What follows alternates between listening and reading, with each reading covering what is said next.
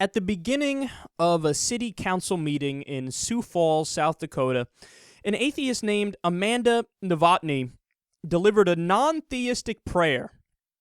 Now, usually red states try to stop non-theistic prayers from occurring, but they're obligated by this thing called the Constitution to allow an opening prayer from all different types of religions or non-religions.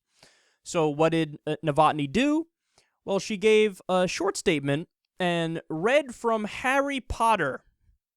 So let me give you her remarks. She said, quote, "Thank you, Mr. Mayor, council members, citizens of Sioux Falls, and all those present for this opportunity to provide an inspirational opening to your meeting. Often at this time, you are asked to bow your heads. Instead, I ask you to lift your head up and look around. Turn your attention to this room, a room that has heard countless discussions, frustrations, and successes, a room where important decisions regarding your city are routinely made. Now take a moment to soak in the presence of the men and women in this room gathered here at this time and place to engage in their civic duty to contribute and work towards creating a better community. Think of the hundreds and thousands of others who are also affected by the ideas shared here. Let all voices be heard and understood equally.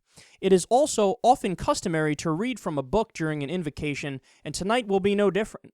I'll be sharing a quote from J.K. Rowling's Harry Potter and the Goblet of Fire, in which Professor Albus Dumbledore says, quote, "Differences of habit and language are nothing at all if our aims are identical and our hearts are open.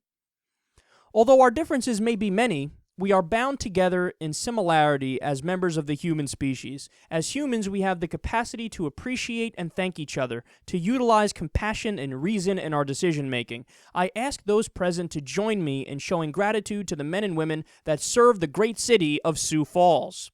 We need only look to each other for guidance and work together to overcome any challenges we may face." So at first, when I read the title of this article, I thought, oh, this is an atheist who's being smarmy, being snarky, and they're saying, aha, I'm going to joke around with them and read from Harry Potter to mock their religion and to say, see, this is no different than Harry Potter or Mother Goose or any other fake story. And I thought they were going to basically make it a joke. But after I read the article, I said, wow, that was beautiful. So you really think about how brilliant this is, man. You kill two birds with one stone here. On the one hand, you do mock the religious people because you're saying, hey, assholes, every time you come up here and read from the book of Job, or you read from the Bible, right? Some random page in the Old Testament or the New Testament, and you think it's deep, but it's not at all deep, as Nietzsche said. Metaphysical explanations people think are deep, but they're not even shallow. Okay? Well, I'm going to mock you by reading Harry Potter, so enjoy that. Chew on that bitch.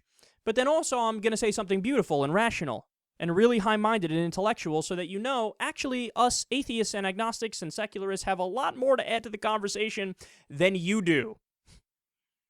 So, in conclusion, I must say, very, very well played. And we should do this more often.